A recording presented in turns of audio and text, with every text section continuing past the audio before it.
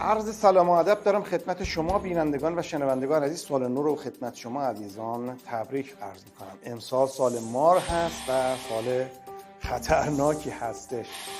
با توجه به اینکه پنتاگون گفته که ایران مجهز به سلاح پلاسمایی شده و سناریوهای مختلفی در این خصوص مطرح شده، ما از هوش مصنوعی کمک گرفتیم تا یک تحلیلی رو در این خصوص داشته باشیم که ببینیم آیا واقعا داشتن یک سلاح دفاعی میتونه ایران رو از این گردابی که آمریکا براش درست کرده نجات پیدا بکنه یا نه. و اما سناریوهای ترسناک حمله پلاسمایی ایران به ناو آمریکایی در تنگه هرمز، همونطور که در نقشه پیش روی ما مشاهده میکنید، ایران در دو شاهراه مهم احاطه داره. یکیش تنگه هرمز هست و دیگری تنگه باب‌المندب هستش.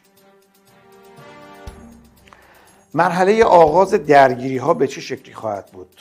درگیری با یک تحریک کوچک آغاز میشه. ایران ادعا میکنه که یک ناوشکن آمریکایی به حریم هوایی یا به حریم دریایی ایران تجاوز کرده.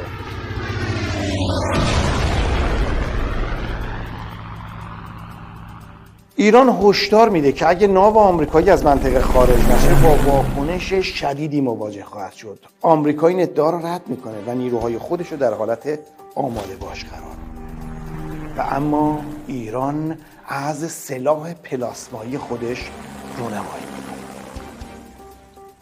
ایران به طور ناگهانی از سلاح پلاسمایی خودش استفاده میکنه که موشک پلاسمایی به سمت ناوشکن آمریکایی شلیک میشه. این موشک به جای انفجار فیزیکی یک پلاسمای قوی ایجاد میکنه که از بمب اتم هم خطرناک‌تره. سیستم‌های الکترونیکی ناوشکن کاملا از کار میافتند. رادارها و سیستم‌های ارتباطی و سیستم‌های ناوبری و حتی موتورهای ناوشکن به طور کامل و همونطور که میبینید ناوشکن به یک جسم فلزی بی حرکت در وسط دریا تبدیل میشه. اما ببینید در روی خدمه چه خبر خواهد بود. شوک روانی باعث میشه که خدمه ناوشکن که شاهد از کار افتادن سیستم‌های دفاعی و سیستم‌های موشکیشون هستند، با تاریک شدن کامل ناوشکن دچار ترس و وحشت میشن و ارتباطشون رو با پایگاه‌های زمینی از دست میدن. و اما ایران با آزمایش موفقی که در گذشته از سلاح پلاسمایی و حمله هواپیماهای اسرائیلی به ایران داشت و از 100 کیلومتری اون هواپیماها را از ایران دور کرد، اینجا از این فرصت استفاده میکنه و چندین موشک پلاسمایی دیگه به سمت ناوهای آمریکا شلیک میکنه. نتیجه چه خواهد بود؟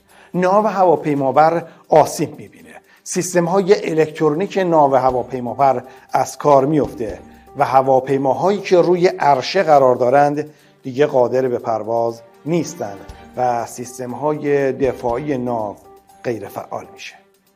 خب قطع ارتباط جهانی با تمام پایگاه‌های آمریکا در خلیج فارس اتفاق میفته و تمام سیستم‌های ماهواره‌ای و رادیویی آمریکا از کار میفته.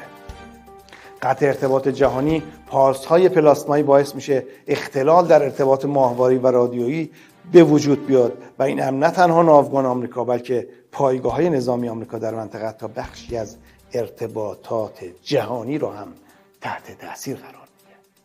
و اما ببینیم واکنش جهانی و ترس آمریکا از استفاده از موشک پلاسمایی ایران چه خواهد. رسانه‌های جهانی خبر از یک حمله پلاسمایی بی سابقه توسط ایران میدن. تصاویر ناوهای بی حرکت و خدمه وحشت زده در سراسر جهان پخش میشه. این موضوع باعث ایجاد ترس و وحشت در میان مردم آمریکا خواهد شد. و اما ببینیم واکنش پنتاگون به این قضیه چه خواهد بود. پنتاگون در یک کنفرانس اضطراری اعلام میکنه که ایران از یک سلاح پیشرفته پلاسمایی استفاده کرده که توانایی نظامی آمریکا رو به طور کامل مختل کرده. این موضوع باعث میشه که آمریکا به طور موقت از هر گونه اقدام تهاجمی علیه ایران خودداری بکنه. اونم به خاطر چی؟ به خاطر ترسش از گسترش درگیری است. آمریکا نگرانه که ایران بتونه از این سلاح برای هدف قرار دادن پایگاه‌های نظامی آمریکا در خلیج فارس و یا حتی هدف قرار دادن زیرساخت‌های حیاتی آمریکا در خاک آمریکا استفاده بکنه. و اما بحران سیاسی و اقتصادی که از حمله پلاسمایی ایران به ناوهای آمریکا در جهان به وجود میاد. بحران سیاسی در آمریکا به وجود میاد. کنگره آمریکا و مردم آمریکا از دولت به دلیل ناتوانی در پیشبینی و مقابله با چنین تهدیدی انتقاد میکنن. فشارهای داخلی برای یک راه حل فوری افزایش پیدا میکنه. تأثیر بر بازارهای جهانی، ترس از گسترش درگیری و اختلال در عرضه نفت از خلیج فارس باعث افزایش قیمت نفت در جهان میشه و این عامل باعث ناآرامی در بازارهای جهانی میشه و اقتصاد جهانی با یک بحران جدی مواجه میشه. و اما پایان این سناریو دوستان چه خواهد بود؟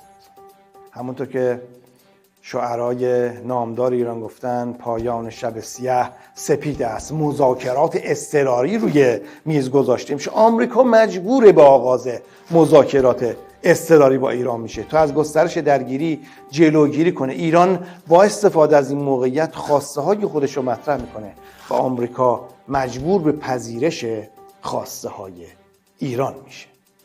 تغییر در استراتژی نظامی آمریکا. پنتاگون به دنبال توسعه فناوری‌های دفاعی جدیدش میره برای اینکه بتونه با سلاح پلاسمایی ایران مقابله کنه. اون عزیزانی که میگن که ایران باید تسلیم بشه کاملا در اشتباه هستند. اگر ایران مقتدرانه وایسه باعث خواهد شد که آمریکا خودش با پای خودش به پای میز مذاکره بیاد. و اما دوستان نتیجه گیری این سناریو رو داشته باشیم. این سناریو نشان میده که چگونه دستیابی ایران به سلاح پلاسمایی میتونه باعث ایجاد ترس و وحشت در میان آمریکایی ها بشه. توانایی مختل کردن سیستم های الکترونیکی و دفاعی ناوهای آمریکایی همراه با اثر روانی چنین حمله‌ای میتونه آمریکا را مجبور به تجدید نظر در استراتژی های خودش بکنه. این سناریو همچنان نشان میدهد که چگونه یک فناوری پیشرفته میتونه توازن قدرت تو منطقه تغییر بده. آقای رئیس جمهور، شما که نتونستی توازن رو توی کشور برقرار کنی، حداقل تو مسائل دفاعی برقرار کن و با برقرار شدن توازن دفاعی مطمئن باش که توازن داخلی هم برقرار خواهد شد و ناترازی هایی که در مملکت وجود داره کاملا از بین خواهد رفت. خدایا چنان کن سرانجام کار تو خوشنود باشی و ما رستگار. تا درودی دیگر، بدرود.